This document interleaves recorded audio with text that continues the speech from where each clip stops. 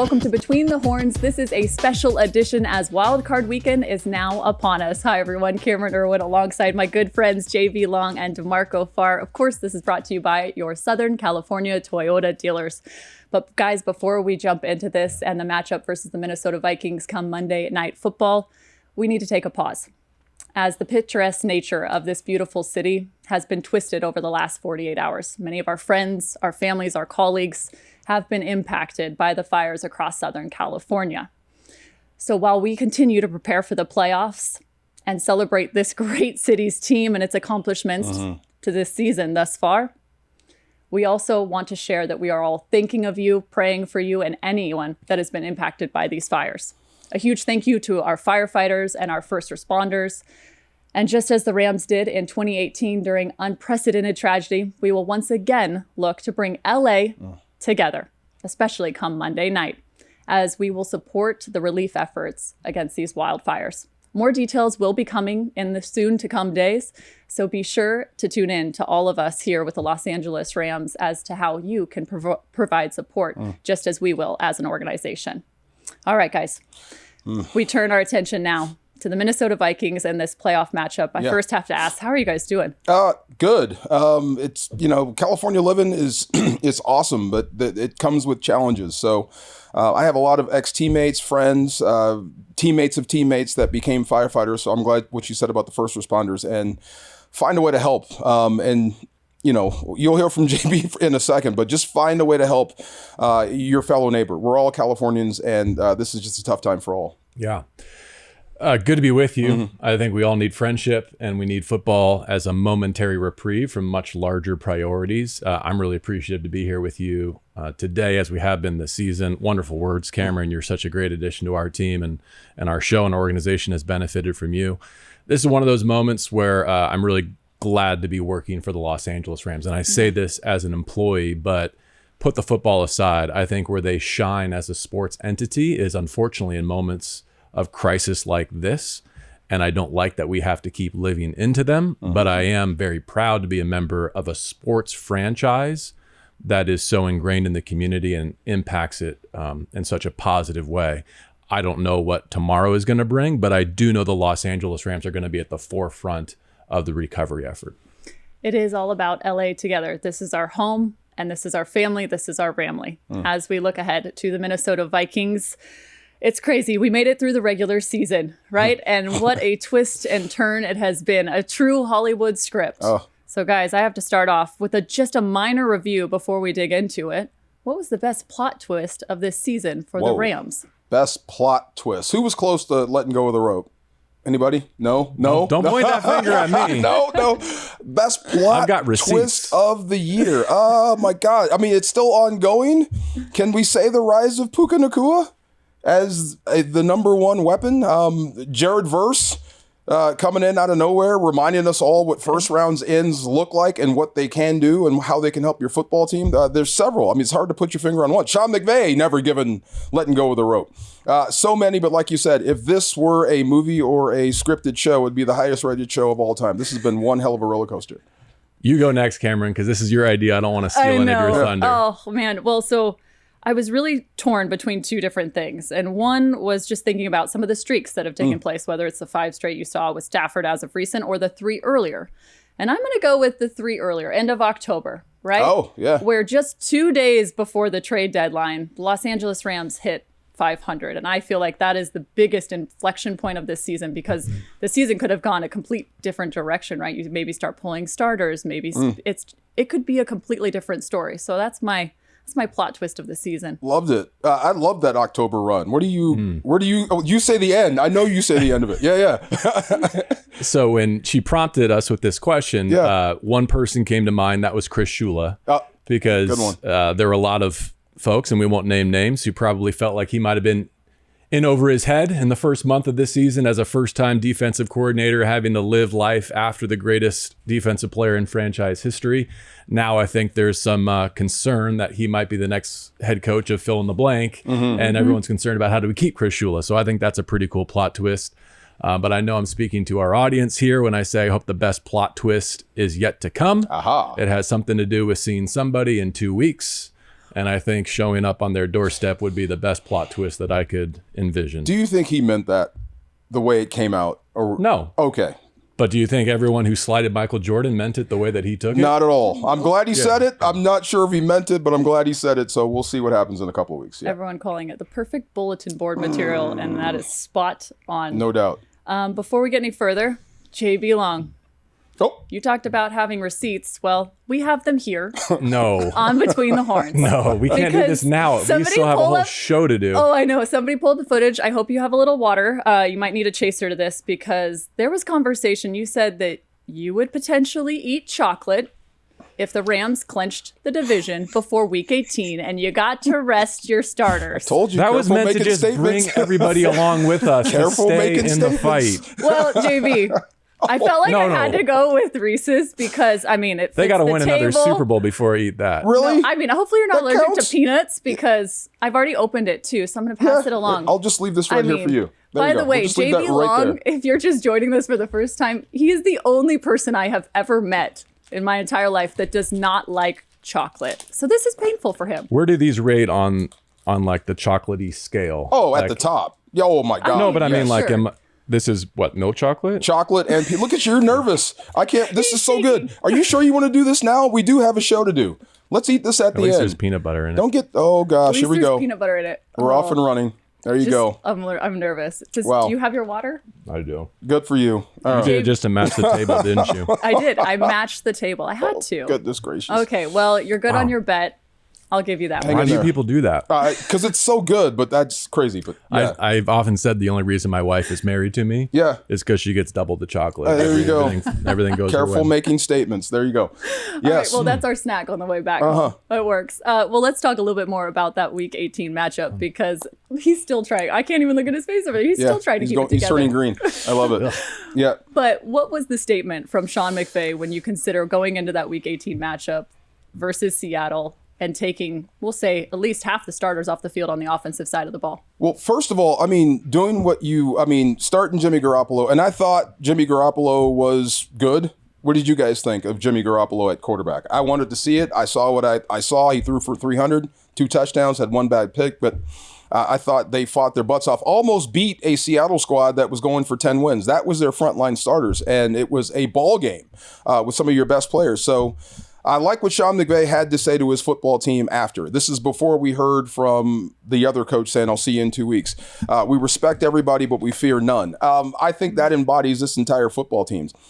You could take that beyond we don't fear a team. They don't fear a situation. They've been through it all this year. Injuries, being down, 8% chance of making the postseason, your division champs, everything. So what hasn't this team seen so far? So I like that he's got the pulse of the squad. They reacted to it. Let's hope they play like gangbusters on Monday. Do you feel like Monday is a referendum on the strategy? What do you mean? Well, in terms of, I know our audience has pointed out the times the Rams have been one and done in the playoffs correlates with the 17 and the 23 seasons when they had the option to rest starters in the final week. Well, I think it might have been necessary this time. I mean, I think Rob Havenstein needed the rest. Matthew Stafford probably needed the rest. This was a good week to get some of your frontline guys out just to try to kind of reset. I wouldn't say it's a throwaway game versus Seattle, but I think it's a game where you actually, it's that bye week built in. So to rest some of your guys to get ready for a Minnesota squad that was dealing with Detroit first and now I think you got a leg up prep-wise on them with the starters. Look, I hate to point to like Blake Corum and say, well, unfortunately, that's the reason why, or Christian Watson of the Green Bay Packers and say, unfortunately, that's the reason why McVay and others make the choices that they do. But I like what you said and what he said, which is it's not just about that moment in time. It's about the larger goal. They could have played it a certain way to try and, I guess, catch the Washington Commanders and a rookie quarterback at home in the playoffs, but they're not in this to win a game. They're in this to lift a Lombardi trophy. And the number one reason, the biggest reason, I'm not going to say the only reason, but why am I confident that they can do it, that they can win Monday night and maybe beyond? It's because they're healthy. It's because they're healthier than they've been all season. It's because everyone that you would want to start on Monday night, they have the option of starting. Right. And there's no guarantee that would have been the case if you go after look week at 18. Blake Corum. I mean, anything could happen, and here you are. And look, it was just a few guys that didn't play. Puka, Stafford, Rob Havenstein. Most of the guys on defense played. They just didn't play a ton. Right. But they were out there, so it's not like you took the entire week off. There were definitely some bright spots as well, whether it's Josh Carty, congratulations to him, the NFC Player of the Month, as well as Jordan Whittington. I mean, talk about the explosive plays you saw from him. Does he maybe have an increased role heading into this playoff matchup? Well, first, good for Carty. How about that, right? Yeah. I mean, there's another guy that some people had out the door, and here he is, Player of the Week, and the biggest confidence boost moving into his biggest game next week. So awesome. But Jordan Whittington, we had him pegged from, they did too, from day one. Another big body, you can play on special teams, a physical receiver down the field. Wow. It's a Puka Cooper clone. Love that. So, like you said, play the healthiest guys. He's getting more, I guess, opportunities offensively as well as special teams. Absolutely, he's going to play a factor into what happens against Minnesota. Yeah, it's hard for me not to see a scenario where he doesn't contribute to the game plan. On offense, I'm speaking of. Everyone who watches this show knows that we've been like stumping for Tutu Atwell all season long. I think Tyler Higbee outscoring the rest of the tight end room and 3 games off of injured reserve really speaks to what that group has become and can be in this postseason. I think more than anything, though, it's not a someone but a something that I take away from that performance offensively against the Seahawks, and that is it's as good as I can recall the screen game looking. Tight ends, running backs, you name it. I think that's an element that it would be great to have confidence in deploying as soon as Monday night. Okay, well, we're going to circle back to the screen game because that's actually a question for you later on as we really focus into the Vikings. How you feel with the chocolate, by the way?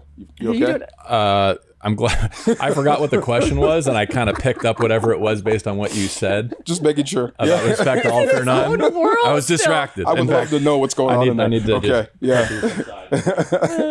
Slide that out. Look at this. He's really throwing it out. He can't even stand the It's the smell as much as the taste. I was the kid who sat outside the Hershey factory in the car while the rest of my family went in as a kid. So. Wow, more for us. Yep. 100%. All right, guys. Well, this is a matchup that we have seen before and this year. And actually, last time we played the Minnesota Vikings in the playoffs was actually somewhat familiar to you. That's the last time? That was the last time, back in 99. Wow, nice research. So you know a little something about playing the Vikings in the playoffs. Bro, that was the most terrifying game of all time. When they broke the huddle, Randy Moss went that way, Chris Carter went that way. Oh, by the way, Randall McDaniel's blocking me. Yeah. Oh, my goodness. I'm so happy we won that football game, because if we didn't, they probably win the Super Bowl that year. There's some good ones breaking the huddle this week, too. Big time, no doubt. Same stuff. Here we go again. Yes. Well, that matchup was back in Week 8, Thursday Night Football. The question is, different team from then to now. It was the first time we got to have Puka Cooper back out on the field. There were a few other changes that took place, but how much can we use that matchup as preparation for this playoff? You know, we just listened to the coach, and it's weird. That game was 2 months ago. That's when you say it like that, that's like forever ago. Like it almost didn't happen, but it did. It's there. There's a lot of carryover there. It's basically the same guys that you're about to play. Now, didn't you set me something about maybe Puka coming back caught them off guard, so Puka won't have a chance to sneak up on the Vikings again?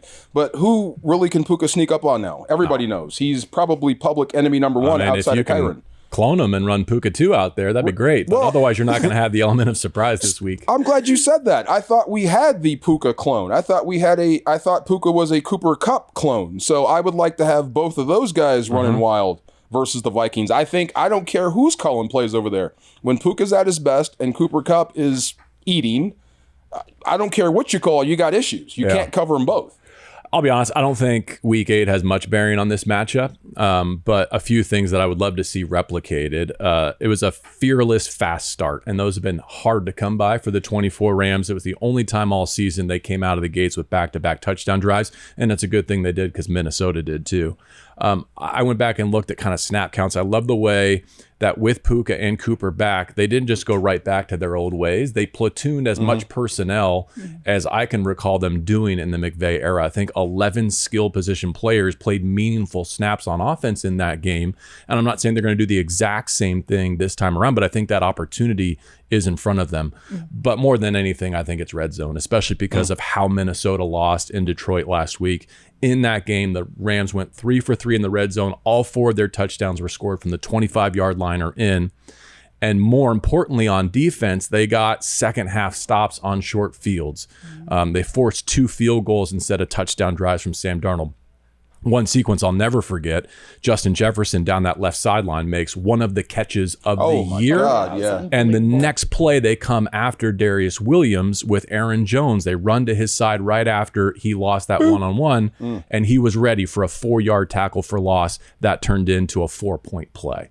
Those are the types of moments the Rams on defense have to have again on Monday night, and I think that was one of the biggest sequences of the season, one of the biggest reasons why they get this rematch. And it kind of put Jared Verse on the map? It did. I mean, we all knew, but I mean, that really kind of solidified this guy may be rookie of the year. This guy may be a Pro Bowler, because he and Byron Young took that game over. And that's something else that kind of happened after that. It was the rise of Braden Fisk. Before that game, 1 sack. After that game, 7.5 sacks. So they found something in them and in him, and it just changed a lot. So that was a big, big victory over the Vikings. You're talking about the defensive side. I'm still looking at the stat line for Stafford in that one. 279 in terms of yards, 4 touchdowns. Does he have to have 4 touchdowns again to beat the Vikings on Monday night? See, respect to Justin Dedich, because he was out there. He was the starter at left guard. And it was a different Stafford. He was throwing with confidence from the pocket. And Camryn Williams was threatening that defense, which kept them off balance. So I think outside of Buffalo, that was the best offensive approach, or the most balanced approach to offense that we've seen. So I think it starts with what's up front, and having Steve Avila in there is going to be big. He's bigger. And having Camryn Williams rested for a week that can pace the offense, I think that denotes a better and the best Matthew Stafford on Monday night. To your point, there were 0 sacks in that matchup on Stafford, so hopefully we can have that little streak going. We talked about streaks earlier. One of the other big differences, we're going to have a different tight end matchup on both sides from both teams.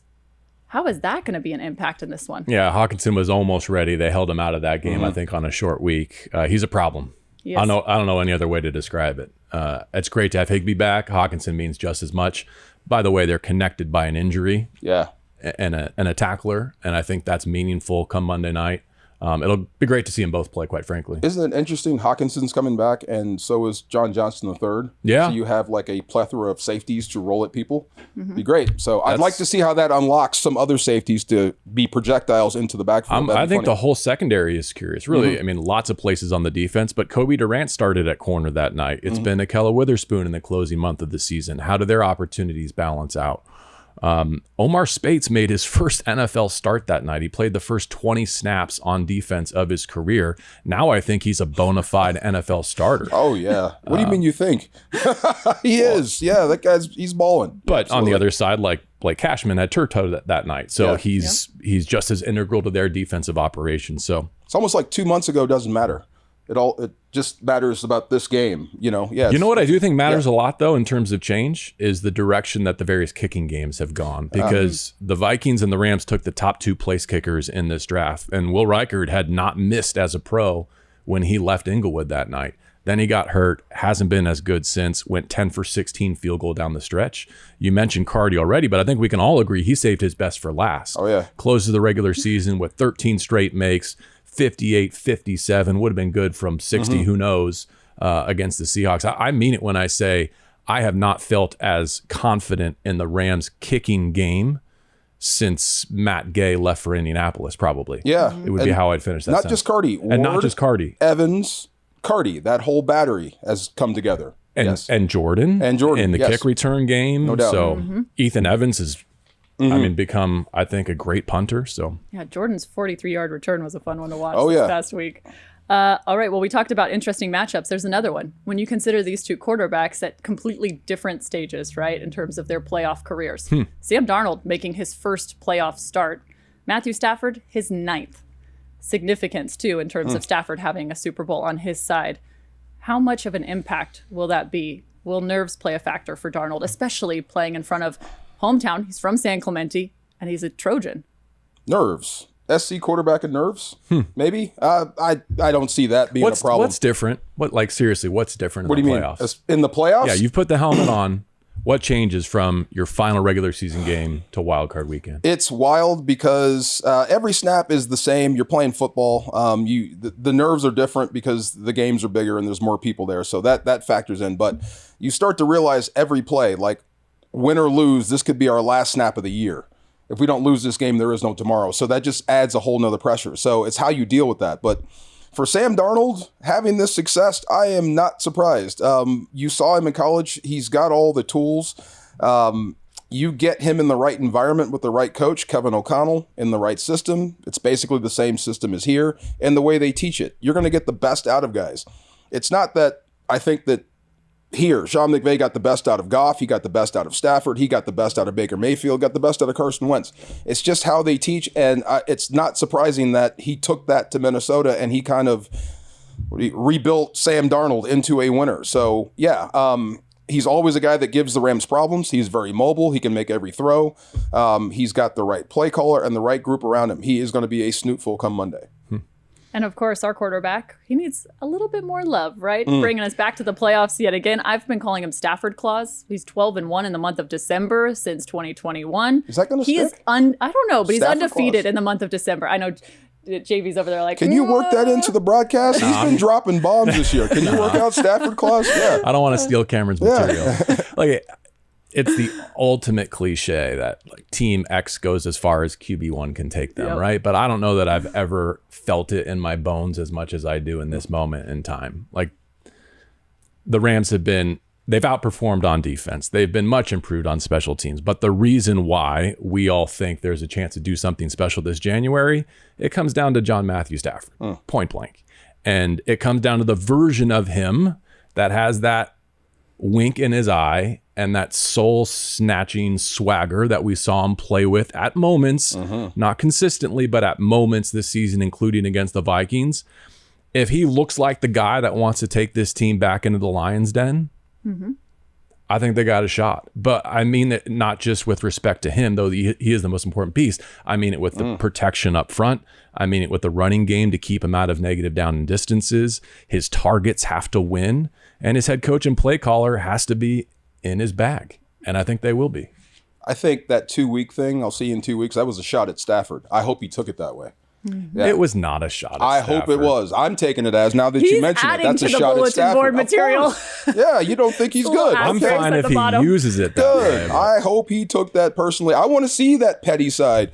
We talk about all the great quarterbacks.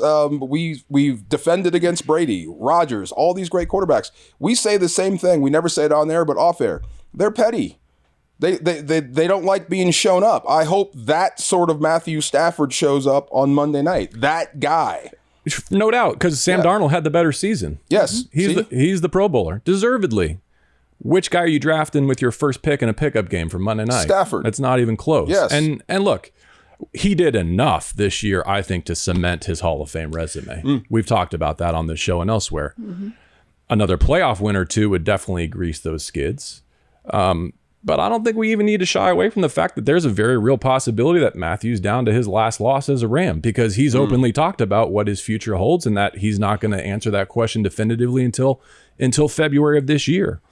So I hope that whatever comes Monday and hopefully beyond informs his feelings, his family's feelings, the Rams' feelings, and equally the voters for Canton. That I think there's a lot to prove this January. You want to keep the band together, keep winning. Yeah. You talk about the Hall of Fame resume. Well, Matthew Stafford in the playoffs is at the top of the order. He has most yards per game in the playoffs in history. You're kidding. Wow. Over 300 is the average. One of your former teammates next on that list. Yeah, there's only, guess. Tony Banks. Kurt Warner a part of one of those three, as well as Dan Fouts. And then Drew Brees just below 300. Wow. So great Unreal. company to be keeping. All right, guys. Well, now it's really time to dig into the matchup. And I think it's best that we start when you look at the Minnesota Vikings 14-3. It's hard to believe that they didn't win their division. This is probably the most winningest wild card team we have ever seen. Let's start with our Rams on offense. When you look at this Brian Flores defense, we expected it to be a crazy blitz show on Thursday Night Football when we met them in Week 8. That wasn't necessarily the case. Do you expect that to change in this matchup? I don't. That fuse is lit. Whenever you see his defenses, they're always in position to bring pressure from everywhere. It seems like that's their number one goal. Either they're bringing it or the threat of it will make you throw it to spots that they want you to throw it in. I think that Grenard is one of the best pass rushers that no one talks about. He's an absolute menace. About 250 pounds, so he's in that Von Miller type mode. He's not a defensive end, but when it's obvious passing down, he's a problem. And so is that Van Ginkel guy. He just, all he does is make plays. Great season. He just seems like he's in the spot where the ball shows up every single time. So, and that they're good players, but they're also coached, well coached. They're into your stuff. They know their stuff. They communicate well. They're a snootful. So it will take all 11 to be on the same page offensively to make sure you knock them off the ball, number one. Number two, you've got to beat that pursuit and wear them down into the fourth quarter. Yeah, my memory of that Week 8 game is that the Rams were dictating terms, that they forced the Vikings on defense to read and react, which is kind of antithetical to their model. Like, they're so good at not just blitzing you, but heating you up on early downs. Like, they don't wait for you to get in a negative down and distance to come after you. Whether that was because it was a short week, because they were a bit shorthanded, because Puka surprised them, I don't know, but I hope that there's elements of that in Monday night's game. I think the key is to force them to blitz, paradoxically, because Matthew Stafford eviscerates the blitz. What you don't want is them getting after you with 4. So invite those extra rushers, block them up well enough, and Matthew Stafford play quickly enough to then punish, because that's what you have to do against Flores. You have to be able to punish these defensive looks. And make I think them pay. Yeah. Well, make them pay for being aggressive, and they're going to be aggressive. I was going to say, and JB, to your point, Vikings blitzed at the highest rate in the NFL this year at 41.5, we'll call it, and Stafford's passer rating against the blitz in 2024, 102.5. I mean, maybe it was just flat out respect for Stafford that they didn't come after him. I just can't envision a world where they're coming to SoFi twice and not leaving it all out there. Well, I've been on schemes to where you're sitting and you're not blitzing, and I've been on schemes to where you're all out. The problem with going all out is if you don't get there. If you don't get home, they pick it up. Now you're vulnerable on the back end. And you only want to do it to certain quarterbacks, because if you pick up a blitz and you're Matthew Stafford and it's one-on-one and he's got a choice, he's going to win that. He's going to win that 90% of the time. So you have to be careful. If you're getting home, you can turn up the heat. If you're not getting home, they can pick you apart. But that's the downside. An opponent breaks a huddle and shows you a personnel grouping or an alignment or a pre-snap motion that you weren't expecting,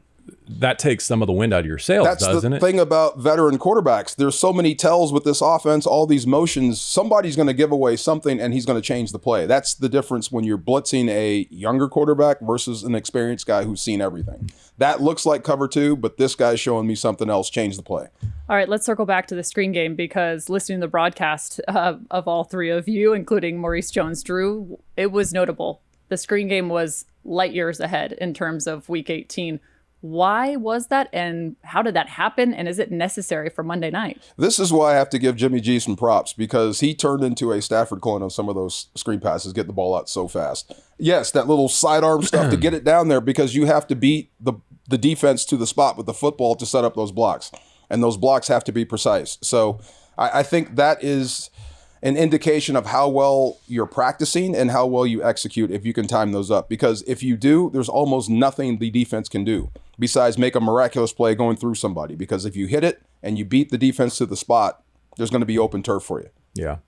I think it had more to do with LaFleur and Garoppolo and kind of the way they wanted to try and win that game. I don't know if it applies to Monday night at all, but I hope that they became a more difficult team to prepare for. Definitely. That's fair. I bet you have to rep it and you have to talk about it. So if it keeps them up at night, so be it.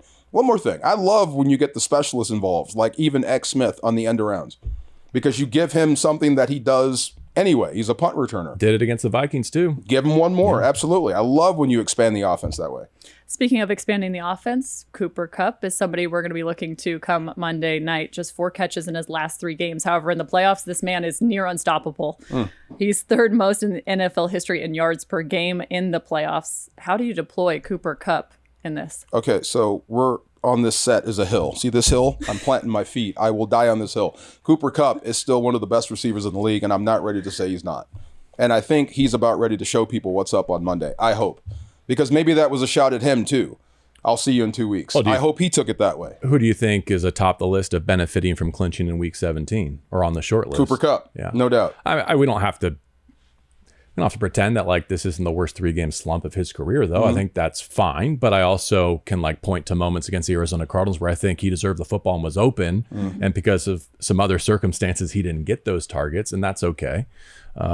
Look, what we're all kind of dancing around is the full portfolio, the full complement is there for Sean McVay. And it's kind of a corollary to the quarterback conversation we had. Kevin O'Connell deserves to be the NFL Coach of the Year. I'm fine with it. But in a 1-game sample size on Monday night, which coach and play caller do I want on our sideline? The guy who's lifted the Lombardi Trophy, the winningest coach in Rams franchise history. And I don't know what he's going to do, how he's going to bend this game plan, whether he's going to run it back from week 8, whether he's going to go back to that steamroll the Dallas Cowboys at the Coliseum in 2018 game plan and let the offensive line exert itself. My guess is he won't kind of go away from their identity, because the Rams aren't about exotic, they're about execution. They're about making difficult look easy and easy look difficult. And I think that's where his focus has been these last 2 weeks. Defense has been executing through the majority of this season from week 1 to week 18, and they're going to have a massive task in front of them, especially when you consider the secondary for Los Angeles Rams having to deal with Jefferson, Addison, and Hawkinson. How do you go about slowing them down? I'll take it for you. Go ahead. They can't. They can't. Yeah, they can't. Easy. But the front four can. Oh, yeah. And so all I'm asking of the defense is an extra possession, turning 7s into 3s. Members of the secondary compete, make them snap it one more time like you did in week 8, because sooner or later that fearsome 24-some is going to detonate. And that's all you need. Destroy that supply line. Get to Sam Darnold. That takes care of receivers. But I would say, let me say this. McCullough, Kenshins, Curl, Lake, add John Johnson III. Safety play is going to be huge, because if they do get blocked up, if Verse or Fisk or Turner or B. Young or Michael Hoyt can't get home, that means the ball's coming out and it's probably going to be to Jefferson. And then it's tougher to cover and then tougher to get him down. Safety play is going to be huge. If you want to bracket and take away a guy, you have to be letter perfect on that. So, all right. So you mentioned JJ a couple of times. Oh, yeah. Rams JJ, not Minnesota's the other JJ. One. Yes. I feel like you're expecting something or lots of somethings from him. Well, I mean, look, I hope I'm not giving away anything, but John Johnson III he's a veteran safety and a good center field one. So if you employ or deploy him, what does that free up? Probably a Quentin Lake to be closer to the blocks, to get down in there, to blitz a little bit more. You're going to be a little bit faster. So that is also in the book, just like the Rams on offense. They're very multiple. If you add one more veteran safety that you can trust back there, that frees up some guys up front. Maybe you can get more pressure to Sam Darnold. That will help you in the passing game. What'd you think about the way the Lions played Darnold and the Vikings? Bro, I wish you can game plan that. I mean, that was excellent effort. Great job by Aaron Glenn. I think you caught them by surprise. The problem is, now they know. I wish you would have waited or did that 3 weeks ago. But now they know they're going to fix their issues. But some of that you're going to see on Monday, no doubt. Okay. You think the Rams will dip into that? If it works, absolutely. This is a copycat league. Some of those it's not twists, their identity, though. But some of those twists, the way they're running, some of those pick stunts, some of that stuff works. They're doing that stuff now. So it's not anything that the Rams can't do or haven't done before. Detroit just did it a lot, and it worked against Darnold. So you're going to see some of that on Monday, guaranteed. Okay, let's put it in a little bit more fine-tuned layman's terms, especially considering the red zone defense the Lions put up against the Vikings. Was there any patterns or schemes you noticed that held Sam Darnold to pretty much zero in the red zone? I mean, it's weird when you watch. I think Minnesota was off. I think he was off. He was off. He was right. I think he had a bad game. I bet they're sitting there with the clicker being like, I hope we get this again. Don't you? 100%. I couldn't have said it better. Yeah. When you watch that, you're like, wow, why did you go there? This is over here. But that's the thing. It happened a week before you play them. They're going to fix what ails them, and they're going to be better. Like if you're the Rams, you want Sam Darnold seeing whatever ghosts he was seeing last Sunday. I just don't think you can use the Lions formula to make him see those ghosts. I don't know. No, you're cover right. Zero, press man, physical, no PI.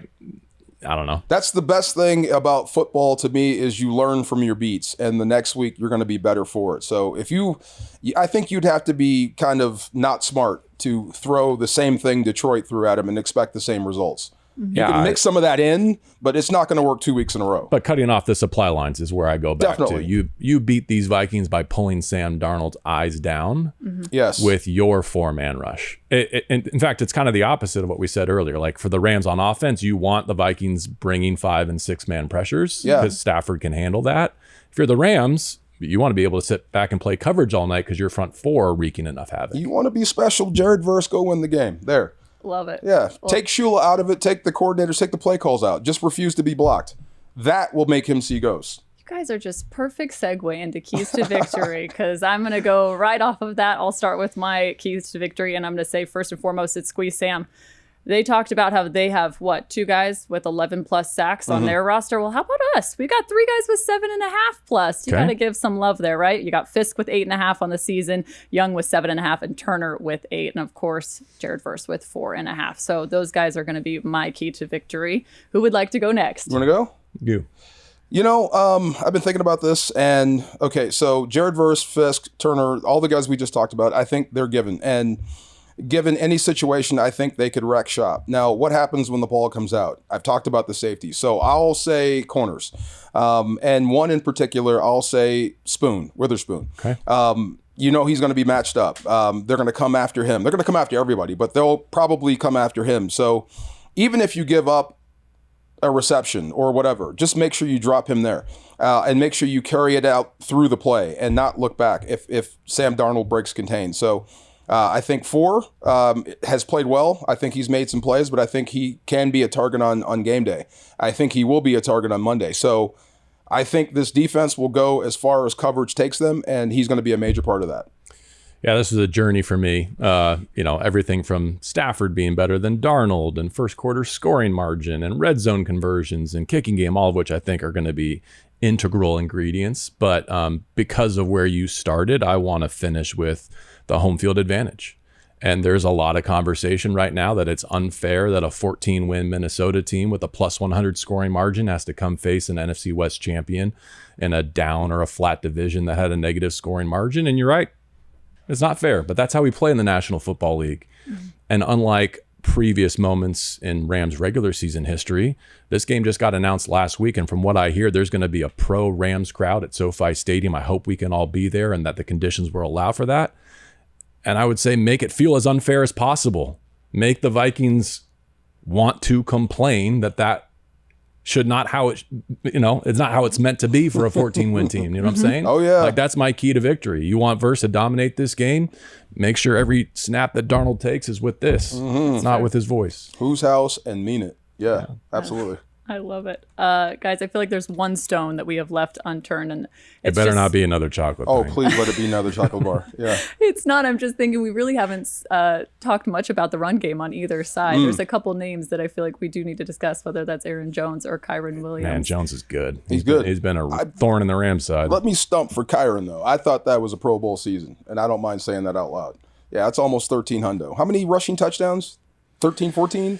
Yeah. I mean, come on, dude. He was the most consistent part of this offense. Went through a rough stretch, straightened himself out. 300-plus carries. I thought he was fantastic. So if there is an MVP to be given out, I would say on offense, you would definitely have to look at him. He has really paced this team. So the run game has been huge for this football team, huge for Matthew Stafford. He's every bit the run game for the Rams right now, in my opinion. Nothing to add. Well said. Love it. Well, I'm definitely going to be putting some extra peanut butter cups in the booth. Yeah, I realize I'm a bad teammate. I didn't pass those back to you. You slid them over there, man. Did you see my face? Snag them on the way back out. Come on, there's 3 in there. There's one thing that's for sure, and that's that we cannot wait to see all of you guys come Monday night, 5 o'clock in SoFi Stadium. Get there early because it's going to be jam-packed. The Rams house is going to be the place to be. This has been Between the Horns, presented by your Southern California Toyota dealers. For my friends JV Long, DeMarco Farr, I'm Camryn Irwin. And a solid reminder, stay safe, LA. LA together.